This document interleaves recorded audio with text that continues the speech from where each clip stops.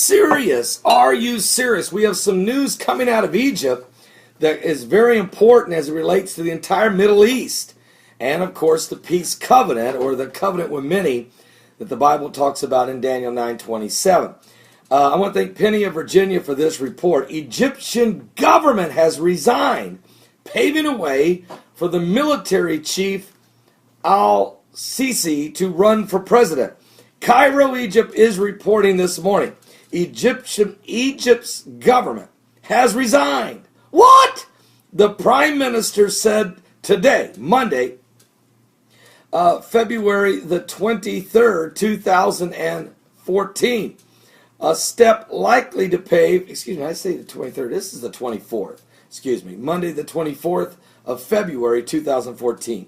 It was a step likely to pave the way for Army Chief Field Marshal Abdel Fattah al-Sisi to declare his candidacy for the president as a strategic U.S. ally gripped by political strife. Now, the government made every effort to get Egypt out of the narrow tunnel in terms of security, economic pressures, and political confusion.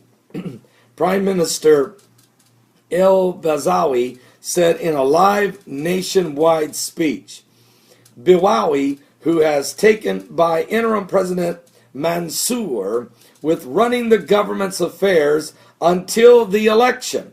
He did not give a clear reason for this decision. For al-Sisi to run for president, he would first need to quit as defense minister. This government resignation was done as a step that was needed ahead of al-Sisi's announcement that he would run for president, according to an Egyptian official telling Reuters. He said the cabinet resigned in masse as Sisi did not want to appear to be acting alone. So the government is clearing a path so that General al-Sisi can step in and really take over the nation of Egypt. The top military commander has unveiled a political roadmap meant to lead to elections after toppling the Islamic president Mohamed Morsi, the fierce king, the cruel lord, as the Bible refers to him actually in the prophecy of Isaiah chapter 19, verses 1 through 4. He, of course, was once the leader of the Muslim Brotherhood.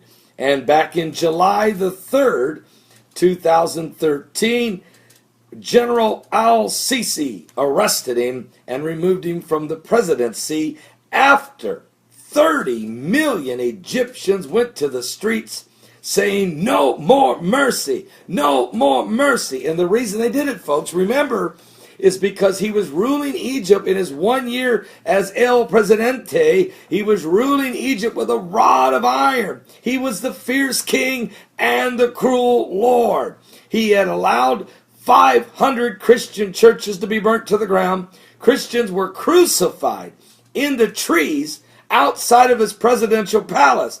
Christians were beheaded. He even showed a video on state-run television of a Christian being beheaded in the nation of Tunisia, only to strike fear. He fired 70 governors and replaced them with 70 governors that believed in Sharia law. He rewrote the Constitution to be implemented that was based on Sharia law. He destroyed the tourism of Egypt and literally brought it to its knees economically. If you read Isaiah chapter 19, the first 4, 5, 6 verses, it's incredible how these exact scriptures came to pass in the Bible as it was prophesied it would in Isaiah 19. Matter of fact, I'm just going to turn there real quick.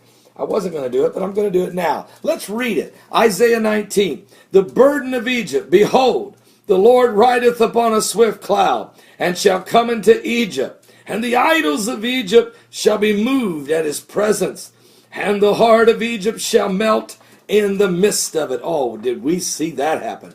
As there was 8 idols stolen from King Tut's museum the night that the pale horse was seen galloping through the rioting in the streets of Cairo. Amazing footage. There was even an idol god in one of the museums in the, I believe, the Netherlands or the UK, I can't remember, the idol actually turned on the shelf. It was the god of death, an Egyptian idol from the days of the pharaohs. Amazing stuff. But listen to this. And I will set the Egyptians against the Egyptians, and they shall fight every one against his brother, every one against his neighbor, city against city, and kingdom against kingdom. We saw this. And the spirit of Egypt shall fail in the midst thereof, and I will destroy the counsel thereof. And then he did, and that happened. The 5 generals that were running Egypt for about a year and a half, they was called the governing council. They were destroyed. They were eliminated after Mohamed Morsi became president of the country. And they shall seek to the idols, it says, and the charmers, and to them that have familiar spirits, and to the wizards. We've even got a video. I watched a video of a general. It was actually said he went to his crystal ball to see who would win the election. And he said Mohamed Morsi would lose, but Morsi won. You see, they were seeking their idol gods, trying to find out who was going to be their next leader. And the Bible said, the Egyptians will I turn over, or the Egyptians will I give over into the hand of a cruel Lord. A fierce king shall rule over them, saith the Lord of hosts. Well, Mohamed Morsi was just that. He even had 3 cities under martial law at one point. But then it says, the waters shall fail from the sea, and the river shall be wasted and dried up. Well, we know that Egypt has went through a severe drought, and even the river Nile, it's unbelievable how low the water table is in the land of Egypt. And they shall turn the rivers far away, and the brooks of defense shall be emptied and dried up, and the reeds and the flags shall wither.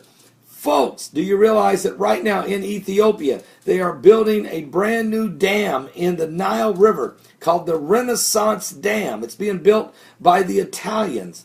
When it is complete, it will turn 80% of the Nile River away from Egypt into Ethiopia, the Sudan, into Kenya, into 5 different African nations. And Egypt will only get a trickle of the Nile River compared to what it's been receiving over the millenniums of time. So we're watching Bible prophecy fulfilling itself right now, and now there's going to be a new leader. His name will be General al-Sisi. Now, I've been saying for months, he will be your next president of Egypt. Will he, and how will he rule? Because he's already struck a deal with the Russians, because he was offended by the Obama administration. Oh, the Americans used to be the allies of Egypt, but Obama was backing Mohamed Morsi. Hillary Clinton had the Muslim Brotherhood, daughter of the Muslim Brotherhood leaders, as her chief of staff, Abedin, who was married to Congressman Weiner of New York. The Clintons are personal friends with Mohamed Morsi and his wife. The Obama administration hired 6 members of the Muslim Brotherhood to work in the White House. Even the director of the CIA is a Muslim. I mean, this whole thing is corrupted. It stunk to high heaven. Let's be honest about it. Let's just somebody be honest about it. I'll be honest about it. We're watching Bible prophecy, a new world order, a one world government, and a one world religion, and soon a one world currency with a one world system called the mark of the beast. These things are coming, and we're watching the peace covenant now being worked on in Israel. And I'm going to come back with another video on that as it relates to Bible prophecy. But certainly right now, we're seeing changes in the Middle East, as the Americans have insulted the Egyptians, and the Russians have signed a deal with Egypt in which they're going to give Egypt $2 billion worth of military aid and arms, and in return, Russia will build their own naval shipyard, their own port off the coast of Egypt in the Mediterranean for the first time. I'm telling you, the bear of the north is coming. He's also struck a deal with the Palestinians to drill oil off the coast of Gaza. But even though there isn't an agreement yet, the bear of the north is coming to the Middle East, and he's going to be sitting there looking right at Israel. We're going to watch and see Bible prophecy is coming to pass in these last days. Listen, folks, this is the apocalyptic hour. We're on the brink of the beast. We're on the edge of eternity. Something biblical is going on with the signs of the second coming of Christ. Are you saved? Are you saved?